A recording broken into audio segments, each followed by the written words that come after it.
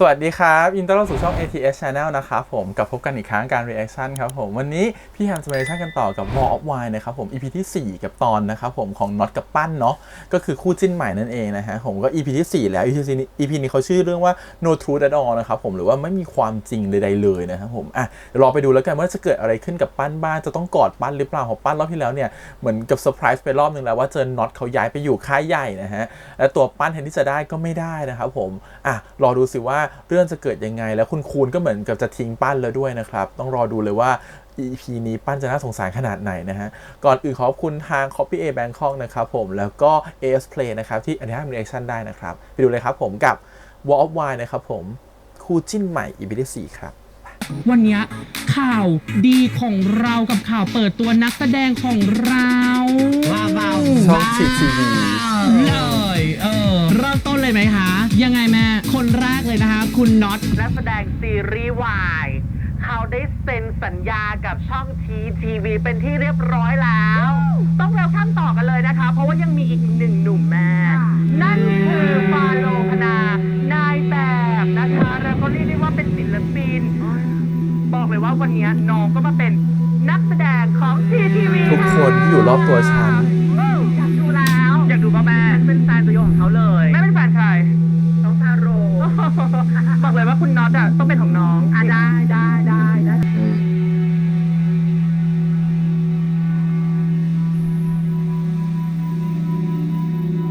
เซอร์ไพร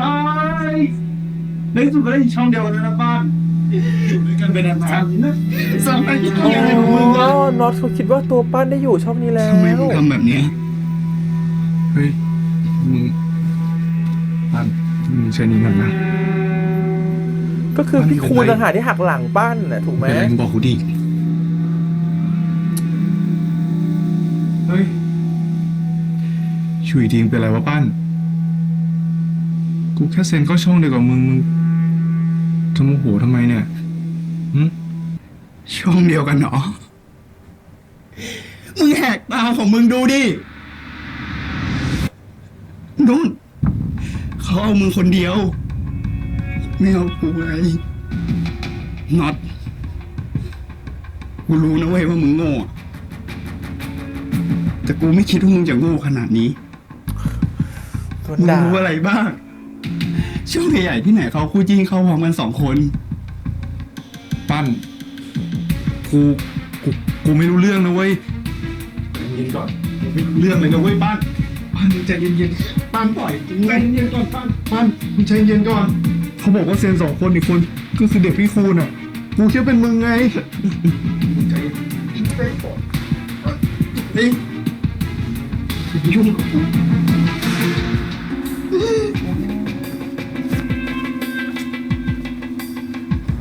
ปั้นจะไปไหนเนี่ยปั้นหรอปั้นสงสารปั้นนะที่อะไรวะเนี่ยปั้นก็คือพระเอกเราไม่ได้หักหลังปั้นนะพระเอกเรายังรักปั้นอยู่ข่าวที่เราตกลงกันไว้เนี่ยจะออกอาทิตย์หน้าไม่ใช่เหรอคะแล้วทำไมมาออกวันนี้ล่ะคะคุณยังไม่ทันบอกไงคุณอยากจะหาเวลาบอกไม่รับสายแจ้งความเลยดิเผื่อมีคนกระโดดน้ำตายรับสายสิปั้นมาแล้ว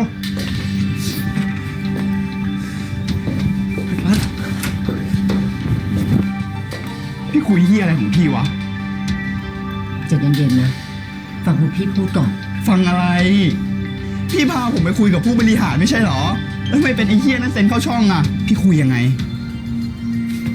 ใช่พี่ไปคุยจริงแล้วคุณสุทัศน์เขาก็ชอบน้องปั้นมากแต่อะไรพี่อธิบายผมดิ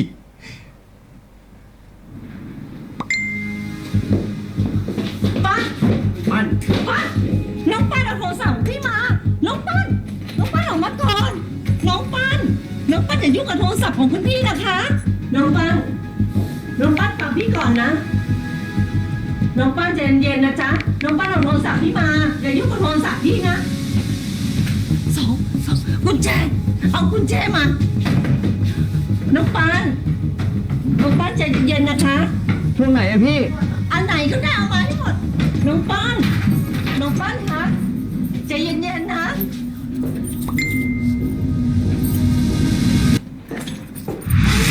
ล็อกไหนเนี่ย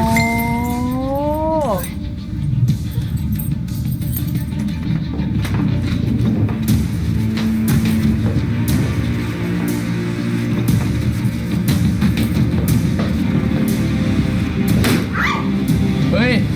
ถ้ามึงยังไม่หายบ้า กูแจ้งตำรวจแล้วนะ คือฟาโรห์มันยอมไง มึงแจ้งเลยดิ ปะ มึงเอาเลยหรือมึงนะกล้าแจ้งตำรวจ พี่ทำแบบนี้กับผมมากี่ครั้งแล้วอ่ะ พี่พูดดิ พี่ทำแบบนี้กับผมมากี่ครั้งแล้ว ผมไว้ใจพี่ ผมเชื่อใจพี่ทุกอย่าง แล้วพี่ทำกับผมแบบนี้ได้ไงอ่ะ พี่เหี้ยกับผมขนาดนี้ได้ไง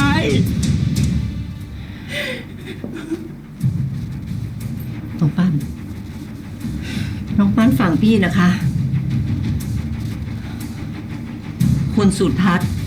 เขาชอบน้องปั้นจริงๆ แต่เขาบอกว่าลุกหวานๆแบบน้อง ไม่เหมาะกับช่อง ไม่บอกก็พี่เองไม่ใช่เหรอที่เป็นคนบอกให้ผมขายแบบเนี้ยแล้วทำไมตอนนี้พี่บอกไม่เหมาะวะพี่ต้องการอะไรอ่ะ ผมเห็นในโทรศัพท์หมดแล้วนะว่าพี่เอาผมไปคุยแบบไหนอ่ะ อ๋อ พี่อธิบายดิ มันไม่ใช่แบบนั้น มันไม่ใช่แบบที่น้องปั้นเห็น หยุดได้แล้วพี่ ไม่ต้องตอบแหลได้ไหมเชิญพี่กับพวกมึงไปอยู่ด้วยกันเลยนะแล้วอย่ามายุ่งกับผมอีก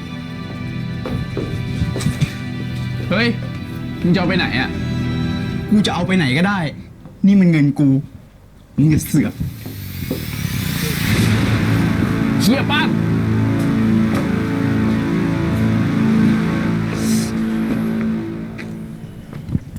ก็คือเหมือนกับว่าคุณครูจะขายปั้นอย่างนี้เหรอ ร้องมาที่ตรงบ่าซับรอยคราบน้ำตาร้องมาไม่ต้องอายร้องมาไม่ต้องอาย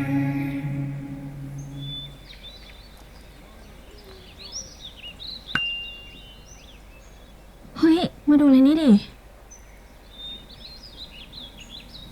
อะไรอะ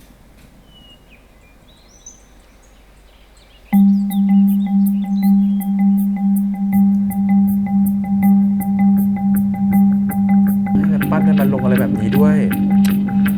ป้านไม่มีคอนแทค for work ในไอจีแล้วอะจริงปะเนี่ย เฮ้ย ตากับเหงื่อนี่งงไปหมดแล้ว ร้อนขนาดนี้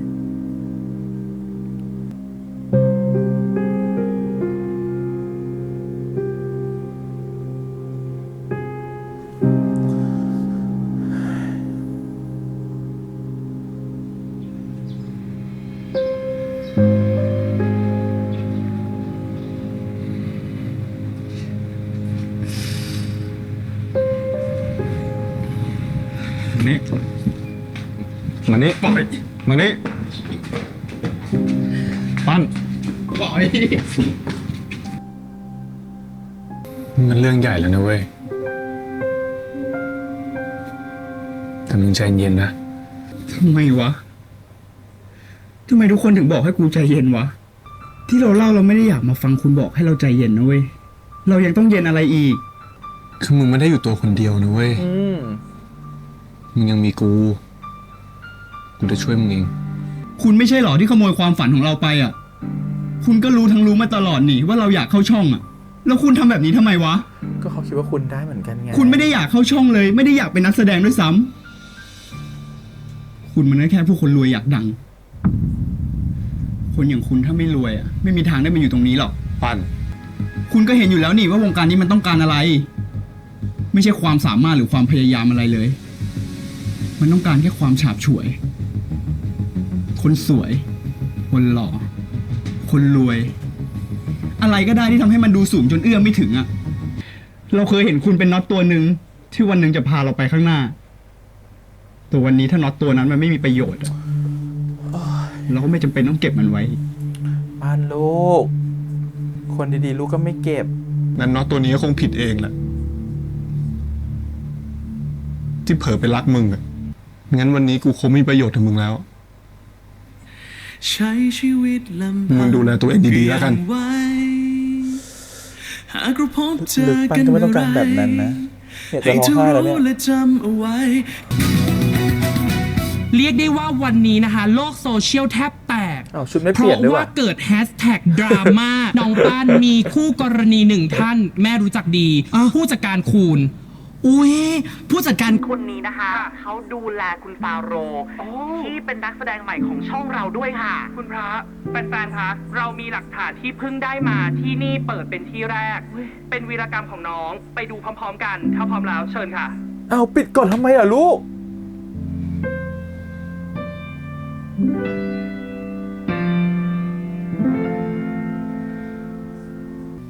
แม่ มีอะไรป้าน แม่ทำอะไรอยู่อะครับ แม่เพิ่งลงเวรที่โรงพยาบาลป้าน มีอะไรหรือเปล่า คือว่า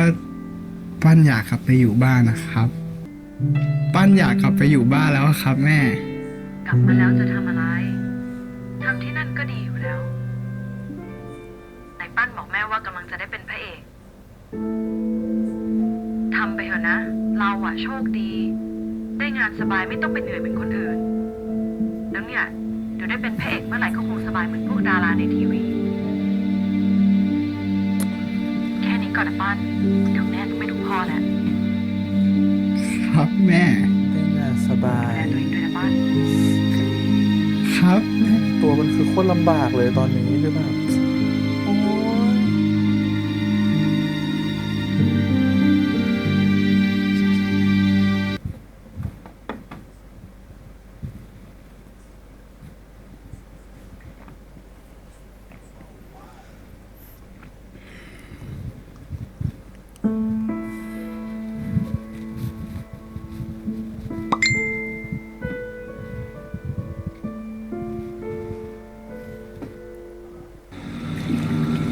KK Management เป็นไงกัน น้ำค่ะ ขอบคุณมากครับตัก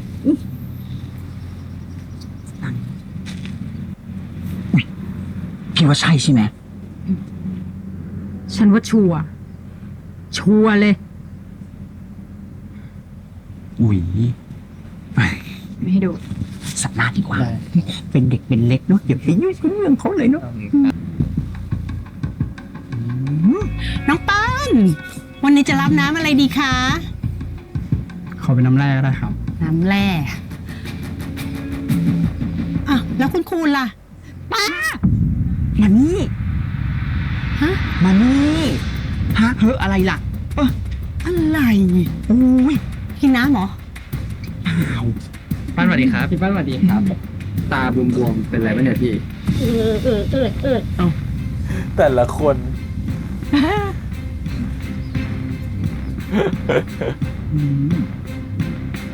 ดีสวัสดีครับ ดีจ้ะ พี่ดีครับ เราไปกันดีกว่าเนาะ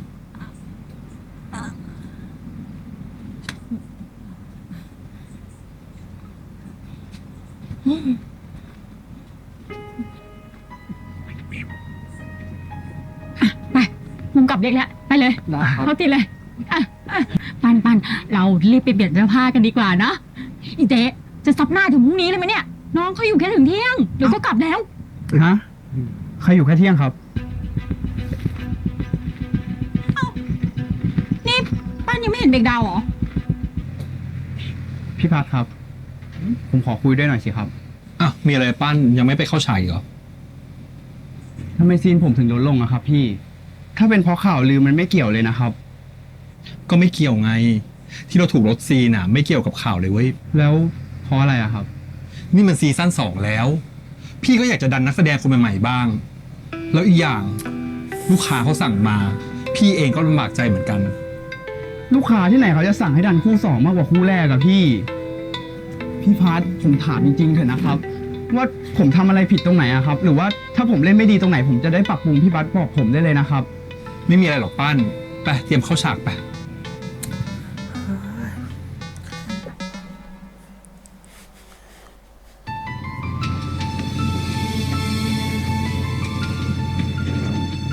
ลูกค้าเนี่ย ลูกค้าซีรีส์หรือลูกค้าพี่กันแน่ครับ อะไรอีกป้าน ผมรู้นะว่าพี่ไปคุยกับพี่คูณมา มันให้อะไรพี่เหรอครับ พี่ถึงได้ยอมมันขนาดนั้นนะ ป้าน ทำไมพี่แม่งยอมทิ้งศักดิ์ศรีตัวเองเลยวะ พี่ยอมพังซีรีส์ตัวเองเพื่อไอ้ของเศษเงินแค่เนี้ยนะ ป้านกูยอมรับนะเว้ยว่ามึงเป็นคนเก่งอะแต่มึงอะเลิกคิดซะว่ามึงเก่งอยู่คนเดียวได้ปะซีรีส์กูอะไม่มีมึงคนเดียวอะมันไม่เจ๊งหรอกเว้ยมันยังมีคนอื่นเขาเก่งที่เขาเจ๋งกว่ามึงอีกตั้งเยอะไปมดไปคุยเรื่องสวัสดิการกัน ปั้นต้องลดตัวเองมาก่อนลูก ต้องลดอีโก้มาก่อนลูก นี่ไม่คิดจะทำอะไรหน่อยเหรอ ตัวเองก็เดือดร้อนไม่ใช่หรือไง พูดอะไรอย่างนั้นคะน้องปั้นใจเย็นนะคะ เลิกปลอมสักทีเถอะ ปล่อยให้พวกแม่งเอาซีนไปหมดเลยหรือไง ก็ไม่เห็นเป็นอะไรนี่คะ เปิดโอกาสให้เด็กๆมันได้แจ้งเกิดบ้าง ระดับเราอะเอาเวลาไปรับงานอีเวนต์ หรือว่าไปคุยโปรเจกต์กับทางช่องจะดีกว่า อ๋อ ไม่เดือดร้อนงั้นดิ กูก็อยากรู้เหมือนกัน ว่าซีรีส์ที่มันไม่มีกูอะจะเป็นยังไง มึงเคยอ่านไหมที่คนเขาด่าว่าซีรีส์มึงอะห่วย ซีรีส์มึงห่วยจนกูต้องแบกให้ทั้งเรื่องไงพวกมึงถึงมีวันนี้ได้อะ ตายตายตายตายตาย เชิญพวกมึงอยู่กับงานห่วยๆไปเลยก็แล้วกัน โอ้ยแล้วคนเกลียดก็คือพร้อมจะ กู ส ก็ ม อยาก ทบ รู้เหมือนกัน ว่าซีรีส์ที่มันไม่มีกูอะใครจะดูพวกมึง ไม่อยากอยู่ก็ออกไปดิ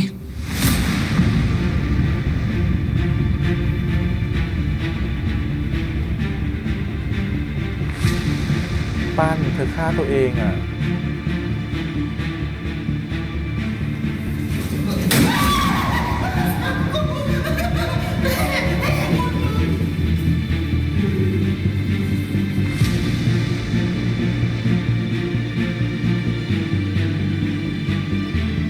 ถามฉันที่แต่งหน้าให้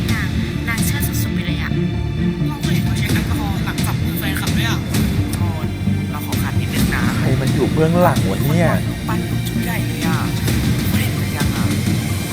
พี่ส่งรูปให้หมดเลยอ่ะ เห็นที่เขาแฉเด็กปั้นกันวันนี้ไหมคะคุณดิว เนี่ยค่ะ ล่าสุดเนี่ยมีรูปไปกินข้าวกับบอสของเราด้วยนะคะ ตายละรูปนี้ของคุณสุทัศน์จะว่ายังไงบ้างเนี่ย ไปได้ละ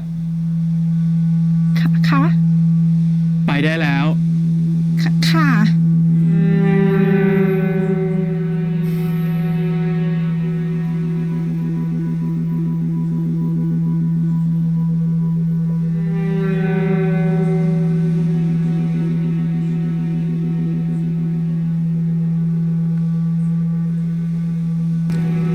เอ้า ซีรีส์กูอะไม่มีมึงคนเดียวอะมันไม่เจ๊งหรอกเว้ยมันยังมีคนอื่นเขาเก่งที่เขาเจ๋งกว่ามึงอีกตั้งเยอะ ไม่อยากอยู่ก็ออกไปดิ จะบอกว่าฆ่าตัวตายนะ ไอ้นี่ป่ะที่เล่นละครมันตึ๊ดกลัวเองอะใช่ป่ะ อ๋อ ที่กลัวการสัมผัสเพราะเคยถูกทำร้ายมาก่อน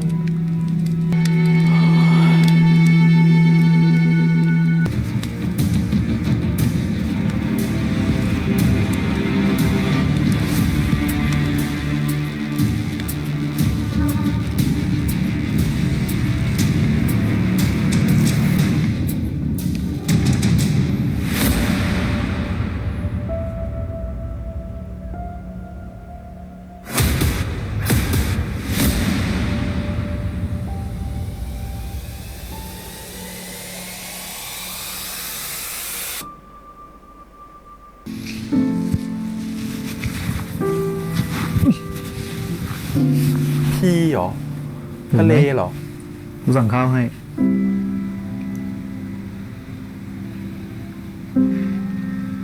ทำไมยังกลับมาอีก จะไม่มาได้ไงอะกูปล่อยมึงอีกไม่ได้หรอกปัน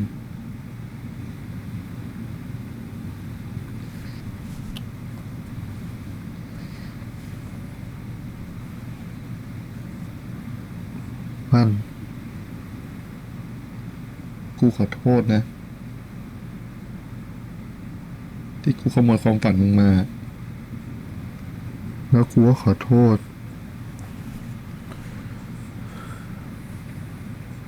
ที่กูไม่ได้ยืนเคียงข้างมึง ตอนที่มึงต้องการคนข้างๆมากที่สุดเลย แต่เราทำกับคุณถึงขนาดนั้นแล้วนะทำไมคุณถึงยังคิดจะกลับมาดูแลเราอีกอ่ะ ก็เพราะกูไม่แคร์แล้วไง ช่างแม่งดิ ชอบที่เขาถูกขาไปเรื่อยๆอ่ะ มึงจะให้กูเป็นอะไรก็ได้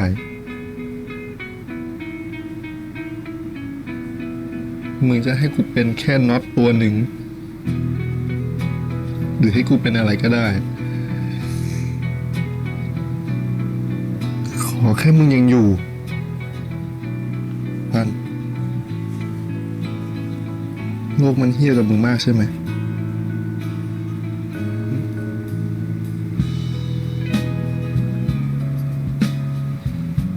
แต่มึงอย่าลืมได้ไหมอะ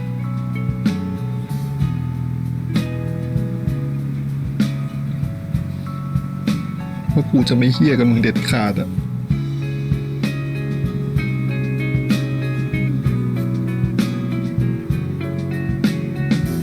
มึงมาเป็นปั้นของกู ให้กูดูแลได้ไหม สหากมันเหนื่อยหนักก็พักลงให้มันคลายอย่าหยุดอยู่กับความหมายของทุกคำที่เขาร่ำลาหยุดมันไว้ก่อนสักความรัก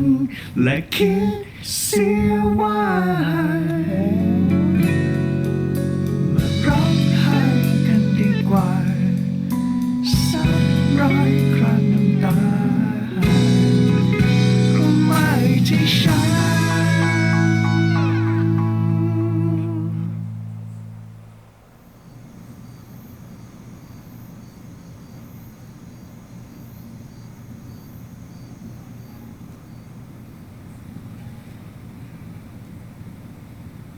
กูจะไปยกเลิกสัญญา ฮะจะไปยกเลิกทำไม มันไม่ทำให้อะไรดีขึ้นหรอก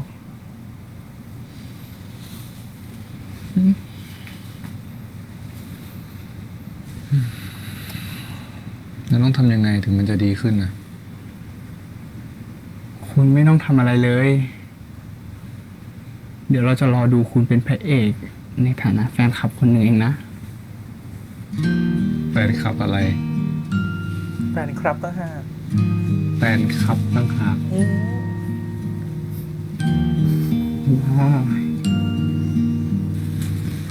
หรือว่าในฐานะเมียดี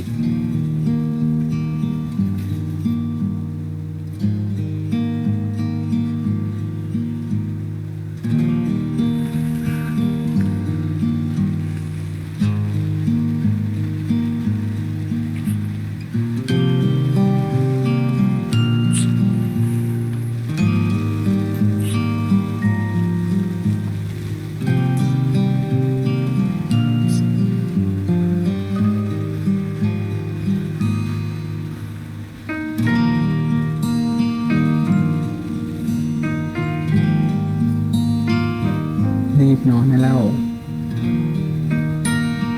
มึงตื่นเช้าไม่ใช่หรือไงไปอาบน้ำด้วย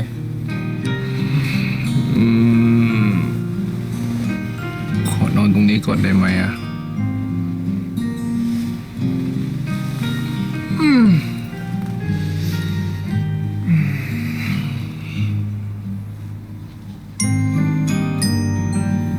นะ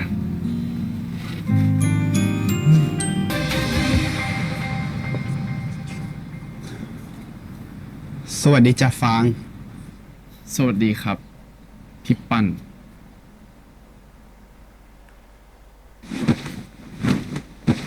ทำเฮียได้ดีมีทุกวงการ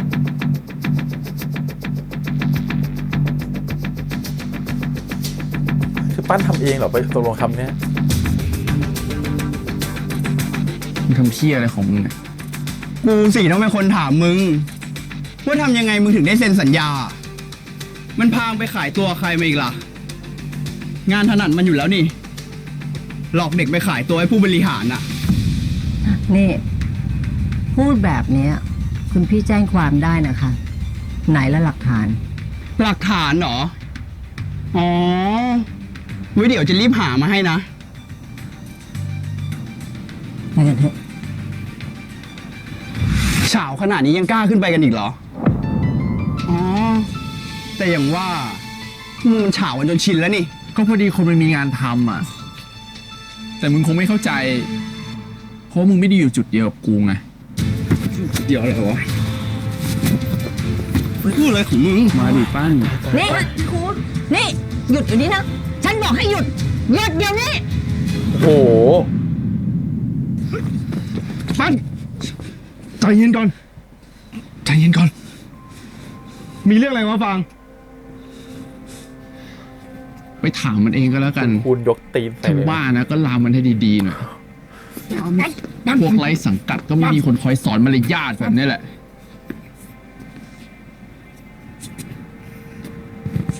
เจ็บตรงไหนเปล่า คุ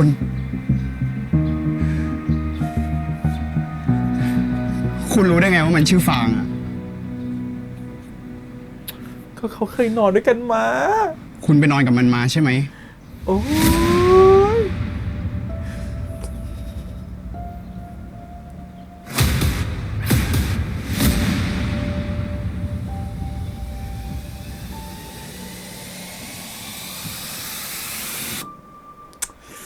โอ้ย ซองจดหมายพวกนี้ มีรายชื่อผู้บริหาร นักการเมืองและนักธุรกิจดังๆ ที่พี่คูณพาผมไปเจอโดยบอกว่าเป็นการดูตัวเข้าช่องบ้าง ดูตัวพรีเซนเตอร์บ้าง ผมถามจริงนะพี่ พี่ไม่สงสัยปั้นมันเหรอ มันไปทำอะไรพวกพี่นักหนา พี่ไม่เห็นว่าใครจะน่าสงสารเลยอะถ้าเราลงทุนอะไรไปอะเราก็ต้องได้ทุนคืน พี่อยากจะชดเชยทุกอย่างให้ ผมรับไว้ก็ได้นะครับ ถ้ามันทำให้พี่สบายใจอะแต่อย่าหวังว่าผมจะให้อภัยหรือว่ากลับไปเป็นเหมือนเดิมนะ เพราะว่าปั้นคนเดิมมันไม่มีแล้วครับ โอ้ย EP นี้หนักอ่ะ โอ้ย คือใจหนึ่งก็สงสารป้านนะ ใจหนึ่งก็รู้สึกแบบโอ้ยป้านลูกสถานการณ์แบบนี้ลูกยังแบบ ยังให้มันคือไม่ใจเย็นเลยเหมือนกันจริงๆอะไรอย่างเงี้ยอ่ะก็โอเคเรื่องมันเกิดขึ้นมาแล้วนะครับ ทีนี้เราว่ามันมีคนอยู่เบื้องหลังมันมีคนที่พร้อมจะโจมตีเนาะแต่อย่างว่าแหละเรารู้สึกว่าในวงการเนี้ยนะมันยิ่งเราอยู่ในที่มีแสงสว่างเยอะยิ่งมีคนเห็นเยอะนะมันมีคนที่ไม่ชอบเราอยู่แล้วมันพร้อมที่จะแบบโจมตีเราตลอดเวลาคืออันนี้เคยมีประสบการณ์ตรงก็คือคล้ายๆกันเหมือนกันก็คือเนี่ยรู้สึกแบบพอบางทีเราพูดอะไรผิดหน่อยมันมีคนที่เล็งจะทำร้ายเราทำอะไรผิดหน่อยมันมีคนที่พร้อมจะทำร้ายเรา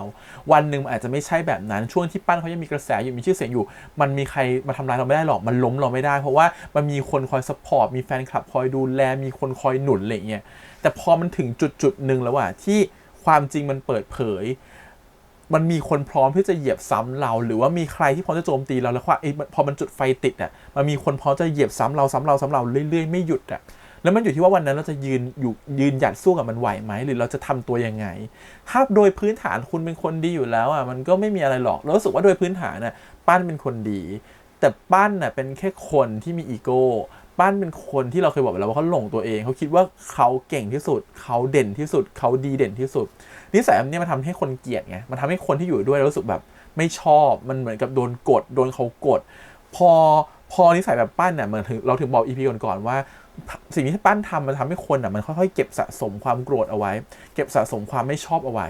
แล้วพอวันหนึ่งที่ปั้นเขาเสียศูนย์น่ะไอ้พวกเนี่ยมันจะกลับมาแบบโอ้โหแบบทำลายปั้นในทุกวิถีทางอ่ะที่มันนึกออกอะไรเงี้ยนี่คือรู้สึกว่านี่คือสิ่งที่ปั้นเขาทำพลาดไปแต่ต้นถ้าเปรียบเทียบกับแบบอย่าง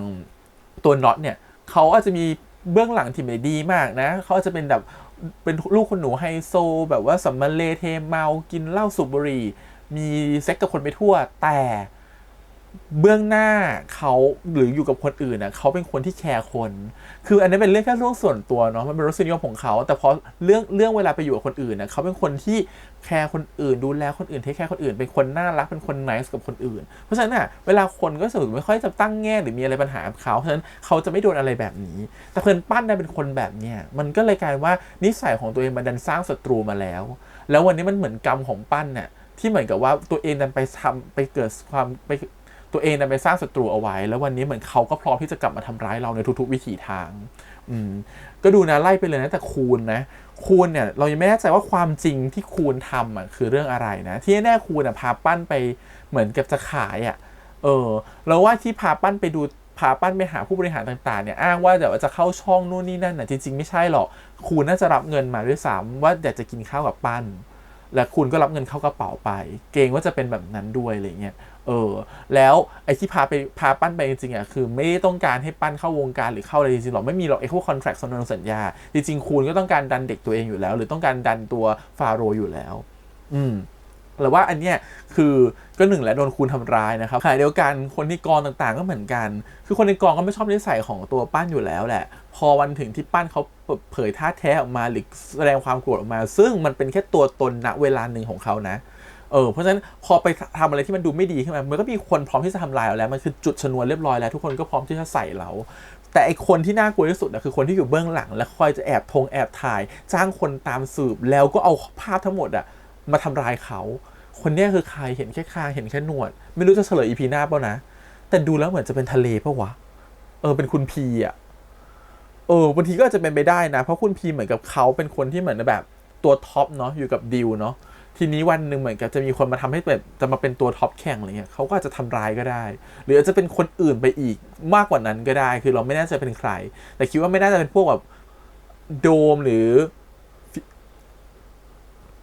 ซาบีนาพวกพี่พวกนั้นคงไม่น่าจะใช่พวกลูกปลาพวกอย่างเงี้ยไม่น่าใช่อะไรเงี้ยการ์ตูนเนี่ยไม่น่าใช่หรือว่าจะเป็นแบบน้องๆพวกนี้ไม่น่าใช่คิดว่าควรที่จะเป็นทำอะไรแบบเนี้ยเป็นผู้ชายด้วยคิดว่าก็เนี่ยน่าจะเป็นพีกับดิวนั่นแหละคือทะเลกับน้องมิวส์ไม่รู้ใครสักคนหนึ่งที่ทำเรื่องนี้ขึ้นมาความรู้สึกคือแบบก็เขาก็ต้องยอมรับว่าวงการนี้มันน่ากลัวนะครับผมว่ามันล้มไม่ได้มันพลาดไม่ได้แล้วความพลาดบางทีมันเกิดจากแค่ความโกรธเล็กน้อยเนาะบางครั้งนะเราแค่ทำอะไรนะบางทีมันแค่ผิดจังหวะเวลานะในเวลาปกติอาจจะถูกแต่แค่ผิดจังหวะเวลามันก็ดูผิดขึ้นมาอะไรเงี้ยบางครั้งพูดออกไปแบบนี้ในบางจังหวะเวลามันอาจจะไม่มีปัญหานะแต่พูดเรื่องเดียวกันในบางเวลามันก็มีปัญหาขึ้นมาและโดยเฉพาะเวลาเราโกรธเราจะลืมไปหมดเลยว่าสติเราจะพูดอะไรเราทำตัวแบบไหนตอนที่เขาโกรธเนี่ยเขาก็ไล่น็อตไปทีแล้วเนาะว่าแบบไม่ชอบน็อตนู่นนี่นั่นหาว่าน็อตไปแย่งตำแหน่งเขาแย่งที่นั่งเขาอะไรเงี้ยก็ไม่ชอบน็อตไปแล้วที่จริงน็อตก็คือคนโง่คนนึงน็อตก็ไล่เรื่องสาวเหมือนกันน็อตก็ไม่รู้เหมือนกันว่าใครคิดว่าตัวปั้นได้เซ็นสัญญาฉันก็เลยจะตามปั้นไปเพราะฉันรักปั้นเขาเป็นคนรักที่แบบว่าอินโนเซนต์แบบฉันทำเพื่อความรักจริงๆเขาเป็นตัวเราเป็นคนแบบนั้นแต่ไอคนแบบนี้แหละมันดูไม่ค่อยมีพิษมีภัยมันก็เลยดูแบบคนอื่นก็มองมาด้วยความรู้สึกแบบฉันก็ไม่ได้จะทำร้ายคนนี้อะไรเงี้ยแต่ป้ามันเป็นคนที่เหมือนมีความทะเยอทะยานในตัวมันมีความคาดหวังมันมีความอะไรหลายอย่างที่มันเก็บเอาไว้อยู่เพราะฉะนั้นพอมันรีแอคกลับไปด้วยสิ่งมันด้วยความอีโก้ของมันเลยมีคนเกลียดมันเยอะอะไรเงี้ยแม้ขนาดแต่น้องๆพวกกัสกับบิลก็ไม่ได้เกลียดนางนะก็คือรู้สึกว่าชอบจังเลยนู่นนั่นพี่เขาเป็นคนดีนะครับอะไรเงี้ยนักข่าวยังแบบงงจริงเหรอวะอะไรเงี้ยดูสิแค่ดูรีแอคนักข่าวก็รู้เลยว่านักข่าวยังไม่เชื่อเลยว่าสิ่งที่น้องพูดเป็นความจริงเพราะนักข่าวก็ฝังใจไปแล้วว่าปั้นเป็นคนแบบนั้นปั้นเป็นคนไม่ดีกลายว่าตอนเนี้ยพอปั้นทำไปนะมันเสียทุกอย่างเลยดาราก็ไม่ได้เป็นเพราะไปแบบไปอีโก้ใส่เขานะครับผมอีโก้ใส่ทั้งผู้จัดทั้งผู้กำกับอะไรเงี้ยอนาคตทำงานในวงการบันเทิงก็ลำบากไม่มีใครเอานะฮะแฟนคลับก็คิดว่าเป็นคนอารมณ์ร้ายเป็นคนนิสัยไม่ดีเป็นคนที่แบบอยู่เบื้องหน้าทำอีกอย่างอยู่เบื้องหลังทำอีกอย่างก็ไม่ไว้เนื้อเชื่อใจอีกก็เลิกติดตามอีกมันตอนนี้คือปั้นเสียทุกอย่างไปหมดเลยได้ไปอย่างเดียวคือได้แฟนก็เป็นอย่างเดียวที่ได้มานะแล้วความล้างแค้นของป้าคือยังมาทำคุณคูณอีกอะไรเงี้ยแต่ก็เล่นใหญ่เกินไปอีกไม่เล่นเงียบๆสุดท้ายก็เดี๋ยวโดนคูณฟ้องอีกอะไรเงี้ยก็คือไปทำแบบนั้นก็ยิ่งทำให้ตัวเองเสียเข้าไปอีกเดี๋ยวรอดู EP หน้าว่าปั้นจะเอาคืนคูณยังไงนะฮะแล้วคิดว่าเขาไม่น่าเฉลยนะว่าคนร้ายคนจริงคืออะไรคนที่อยู่เบื้องหลังทุกอย่างยังไม่น่าเฉลยเพราะว่าคนร้ายคนนี้น่าจะเฉลยตอนเรื่องสุดท้าย คุณทะเลคนเนี้ยคิดว่าอาจจะให้เห็นว่าใครเป็นคนอยู่เบื้องหลังแต่คิดว่าชีวิตนางจะไปจบตอนเรื่องสุดท้ายคิดว่าแบบนั้นนะแต่ก็ถือว่าเขาก็โชว์ความจริงในวงการบันเทิงเนาะแล้วรู้สึกว่ามันก็เป็นความจริงที่โลกที่มันดูเหมือนกับสวยงามแต่ที่จริงทุกคนมันก็ต้องแข่งขันกันทุกคนมันเอาตัวรอดทุกคนมันแบบเหมือนที่ผู้จัดการของน็อตพูดเลยว่าไม่เห็นรู้สึกอะไรเลยไม่เห็นรู้สึกโกรธแทนใครเลยเพราะว่าเวลาเราลงทุนอะไรไปแล้วเราก็อยากได้คืนแค่นั้นแหละคือก็มองเป็นธุรกิจมองเป็นเงินมองเป็นผลประโยชน์มันก็เลยพูดออกมาในชัดมากๆใน EP นี้ว่าในผู้จัดเห็นไหมไม่รู้คุณเอาอะไรให้ผู้จัดก็เลยถอดบทปั้นออกคือความรู้สึกคือผู้จัดก็เอาผลประโยชน์เหมือนกันด้วยความที่เขาก็ชูขึ้นมาว่าตอนนี้กองมันขาดแคลนเงินนู่นนี่นั่นเนาะงบมันปริ้นอะไรอย่างเงี้ยมันก็ต้องทำแบบนี้คือทุกคนต่างหาวิธีเอาตัวรอดในแบบของตัวเองนะครับและเงินมันก็เป็นปัจจัยสำคัญเหมือนกันชื่อเสียงก็เป็นอีกปัจจัยหนึ่งว่าถ้าเงินมันมาชื่อเสียงมันมายังไงคนมันก็ต้องคว้าไว้ก่อนมันไม่มีใครมาแคร์คนรอบข้างหรอกมันพร้อมที่จะเหยียบกันทุกเหยียบย่ำตัวเอาตัวขึ้นเองมันพร้อมที่จะเหยียบแล้วเอาตัวเองขึ้นไปดูจุดที่สูงกว่าได้อะไรเงี้ยแล้วว่านี่มันคือความน่ากลัวของในวงการนี้นะฮะแล้วว่าจริงๆมันก็สะท้อนถึงวงการอื่นนะวงการอื่นก็มีคล้ายๆกันแบบนี้เหมือนกันนะครับถึงจะไม่ให้เป็นดาราเนี่ยมันก็มีคนที่แบบอย่างนี้เหมือนกันเราเวลาอยู่ในที่สว่า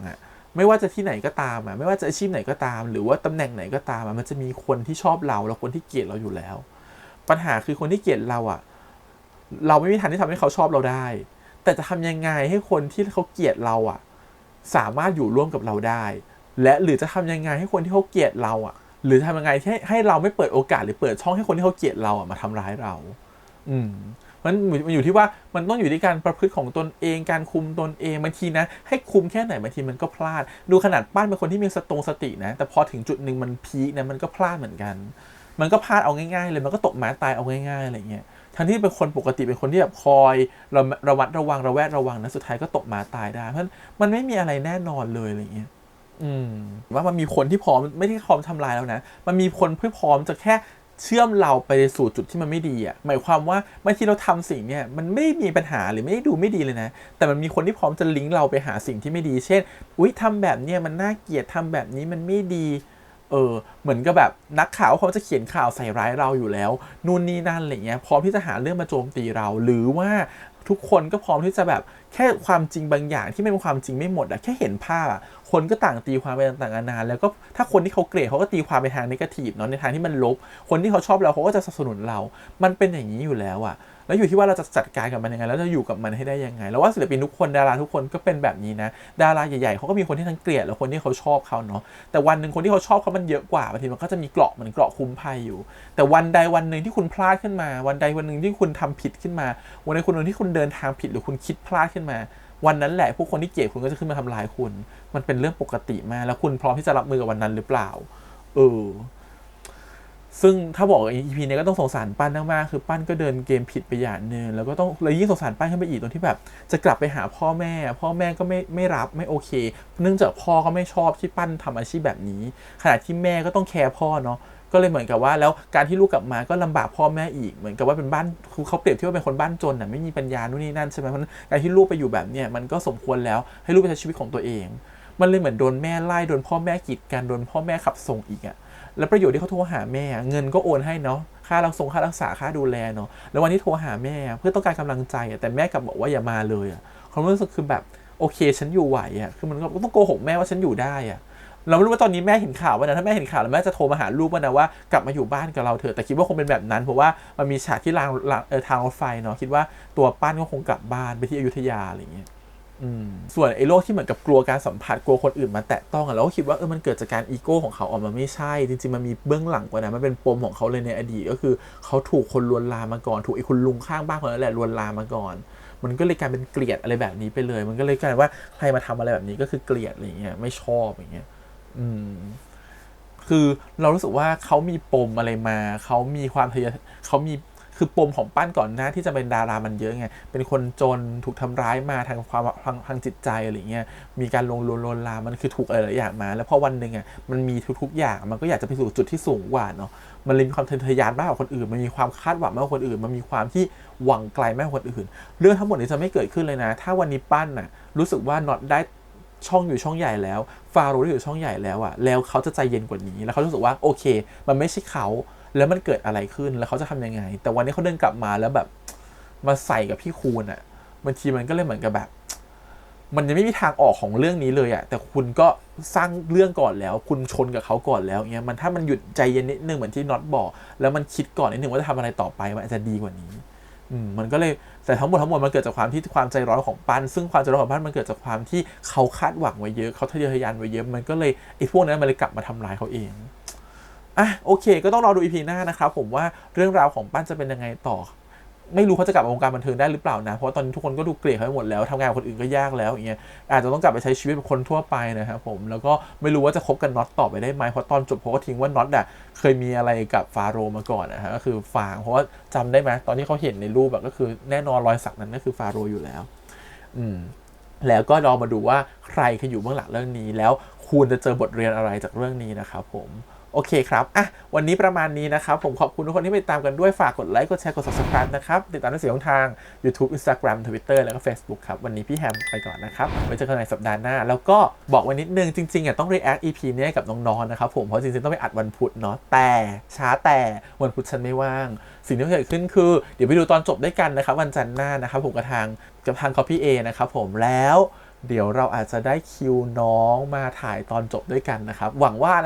จะได้คิวนะก็ไม่รู้เหมือนกันพูดไว้ก่อนแต่อาจจะได้หรือไม่ได้เดี๋ยวค่อยว่ากันนะครับผมจริงๆต้องได้คิวน้องถ่าย EP 4นี่แหละแต่เพิ่นว่าพี่ไม่สะดวกในวันนั้นนะครับก็ฝากไว้ประมาณนี้ก็รอมาลุ้นกันละกันถ้าได้คิวมาก็จะได้ไปเจอเขาใน EP จบเลยแล้วก็มีคำถามอะไรค้างคาจะได้ให้เขาเล่าใน EP จบเลยนะครับถ้าอาทิตย์หน้ามาช้าก็แสดงว่าได้คิวแค่นั้นเลย โอเคครับวันนี้ไปก่อนนะครับบ๊ายบาย